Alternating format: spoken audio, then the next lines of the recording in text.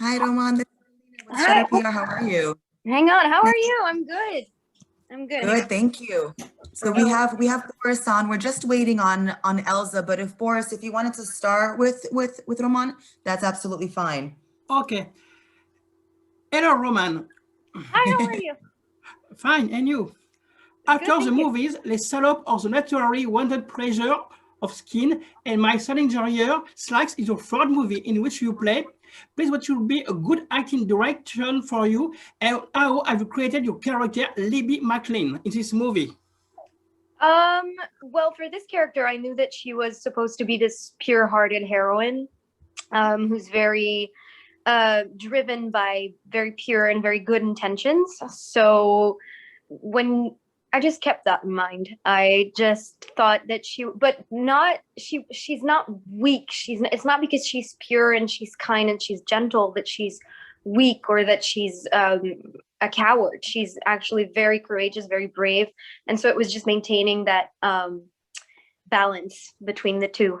So very physically kind of little girl, but with a voice that she finds her voice in it. So there's like a progression with how assertive she becomes.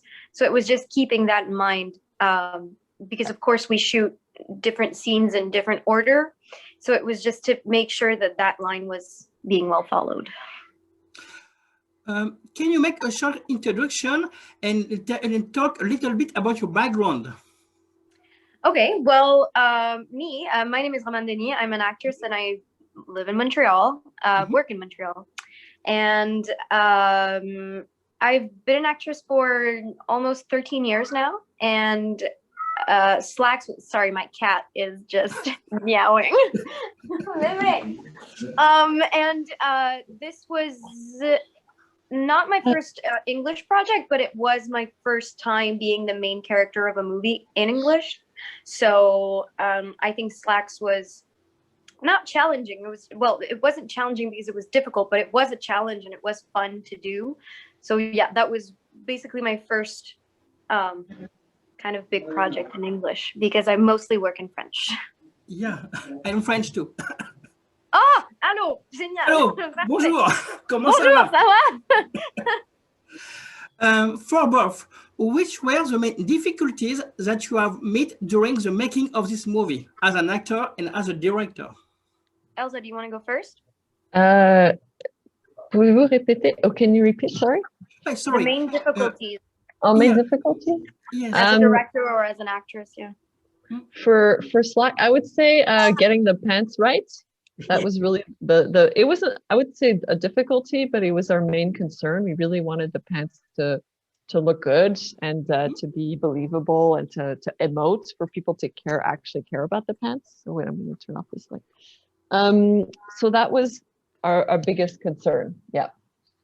I think for me as an actress, my biggest concern was, I don't know if I had concerns. It's just that I wanted people to see Libby not just as like a little girl who's very like, I'm gonna save everyone, but as this very complex character. Even though she's very young and looks like just, a regular girl, I wanted people to be able to love her, not just because you're supposed to love the heroine, but because you want her to win. I wanted people to like her, but more than just to root for her. I wanted people to be like in the story with me. So it wasn't a difficulty, but it was a challenge. Elza, watching Slaxx, we think about John Carpenter's Christine, but also James Cameron's Terminator. After Driving Alive, Go in the Wilderness, can you talk a little about your main sources of inspiration to create this good movie? Oh crap, my light just turned off. My main sources of inspiration, I actually really love Dario. He's one of my main sources of visual inspiration. So I would say it's anything Italian from the 60s and 70s is an inspiration in terms of my visual style. Even with my previous films, Pasolini, Antonioni, those are I would say, my biggest influences. And for the script, I would say it would have to be more, not necessarily films, but 1984 and Brave New World. I really love those, and Fahrenheit 451. I think those films are really brilliant, or those books are brilliant precursors of what's going on in our society, where corporations control what we think and how we think about ourselves and all that. And so yeah, those books were really, I drew a lot I drew a lot from those books for the whole world of Slaxx. Romane, what can you tell us about the main place where you are play in this movie? The main what? Place where we have The played main- in this movie. Okay, so the store. Yeah, just Well, the store was very interesting because we shot in different. It was 4 weeks of shooting, and the first 2 weeks were in the actual store, not the back store, not the corridors or everything. That was somewhere else. But I think about every place where we shot, the important thing was that they kept it very neon-like, very fake, like no natural light, no sun, nothing. So it was very weird to be in this sort of, it was almost science fiction like, because we were never outside. There were, even though there are windows in the store, you never get that sort of natural light and that very human warmth. So I think that's the most important thing in the, and of course the store looks huge when you see that, but of course we didn't just shoot in this one tiny store, which was an old Ardenne store, but Ardennes. And then, but also all the corridors and all the back store, it's very creepy, like it's very dark, very, so it's all fake and neon-like, or very dark and very creepy. So there's nothing comforting about this about where we shot. So I think that was what was really interesting. Thanks. Romane, what can you tell us about the political angle of this movie?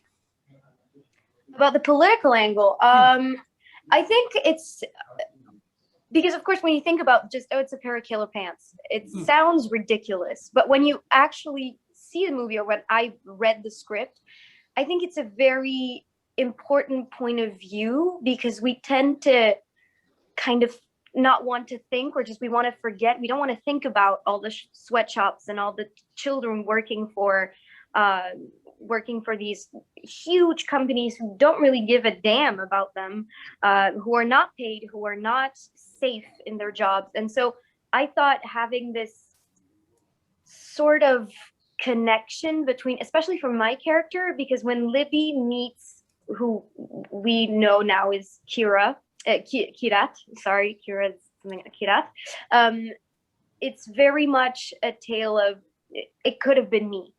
If I had been born in her conditions, in her country, in her village, and I had her levels of education, it could easily have been me. And that's what's so frustrating. It's two girls who could have had such different lives, polar opposite lives, but because they were born where they were born, it dictates their whole entire life and how they die and how they live. So I think that's, for me, that was the most important point of view. It was a very feminist point of view, because of course it's two girls meeting and who haven't had the same kind of life just because of where they were born. Of course, there's the whole save the planet kind of thing, and it's horrible for the planet and the GMOs and the conditions. But for me, as a woman, as a young woman, I thought that was the most striking thing about the political angle that Elza was taking. Thank you. Elza, what was the most difficult scene for you to shoot, and why? Oh man, that would have to be the Lord death scene. It was very, very complicated. We had a lot of different things we were working with. You know, we had prosthetic effects, we had the jeans, we had, you know, poor Kenny Wong, who had to be covered in blood for a day and a half. So yeah, and it was very hard to edit. We had to do reshoots because it wasn't cutting right. And it was always about Lord's death. If Lord's death doesn't work, then, then the whole film doesn't work. Not really, but we knew it was a pivotal moment and we had to deliver on the gore. So I would say that was the most difficult in terms of both time, the longest to shoot, was complicated, the greatest stress as a director to get right. Thank you. For both, who are your favorite directors and which films are the main driving force behind your own artistic creation? Elza, you can go ahead. I have to think about this one. Well, I wouldn't say I have one favorite director. I think, like I said before, the Italian films from the 60s and 70s are my biggest source of inspiration. I just absolutely love their aesthetic. I think it's the aesthetic that's closest to mine. I really love Michael Haneke because I think he makes extremely disturbing films about the times we live in. And he, to me, is actually one of the greatest horror filmmakers. We never really think about him as a horror filmmaker, but I've never quite been as disturbed as I have been watching a Michael Haneke movie. And to me, that's the hallmark of a good horror film is it being so disturbing. So I would have to say, I don't get necessarily inspiration from him for my own work, but I feel if I could ever make a film that was as disturbing as The White Ribbon and as sort of earth-shattering, then I feel like I would have succeeded as a director. For me, I feel like it's kind of a hard. There's two ways that I can answer this question because, of course, working with a director as an actor is very different from having a favorite director that you see their work on on a screen. I think for me, it's always very interesting to see a feminine point of view because, of course, there are loads and loads and loads of male directors, but I think especially now there's more and more female directors, and I think the whole vision is different, the way to tell a story is different, and so I don't think I have favorite directors because there are so many and I can't remember their names for the life of me, but I tend to love when a director is very, how can I say this without sounding cheesy, but it stays very true to who they are and they're trying to show their point of view. And I feel that as an actress, it's so much more interesting to work on a project with a director who's very, I know I'm doing something very different, but bear with me, I'm here. Okay, you just have to trust me. That's what I love. I love someone who's like, I'm leading, I have an idea. If it doesn't work, it's on me, but trust me. That's what I love about a director who has guts. Elza, can you talk a little about the CGI of this movie? The CGI, sure. There were actually very little CGI. Slaxx was done live, was done practically.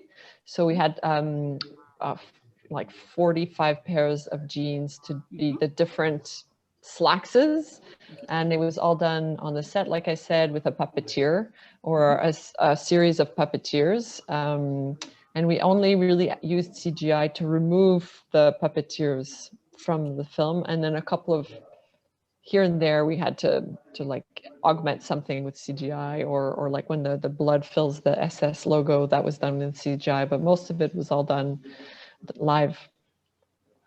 And my last question, which are your current projects for both? Romane? Oh, okay. Well, I'll go ahead.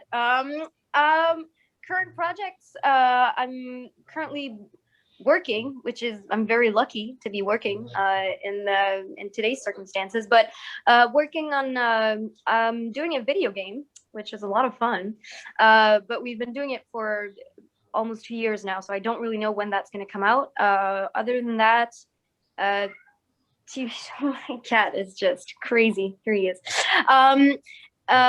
Working on TV shows, French Quebec TV shows, which is a lot of fun as well. I'm doing one which is it's a criminal investigation, and my character is very Agatha Christie-like, so it's a lot of fun for me because I'm a huge fan. Great. But that's for me, I'm working on a TV project with Patricia Gomez, co-writer of Slaxx. It's called Sweet Blood. It's a vampire show. We're developing that. And then I wrote a French language script, actually, that takes place in Quebec. That would be my first French language film. It's called Chair Obscure, and it's a possession script. It's like a midlife crisis possession script from the point of view of a 51-year-old woman. Merci beaucoup. Bonne journée. Merci. Au revoir. Merci à Bonne vous. journée. Au revoir. Bonne journée, merci.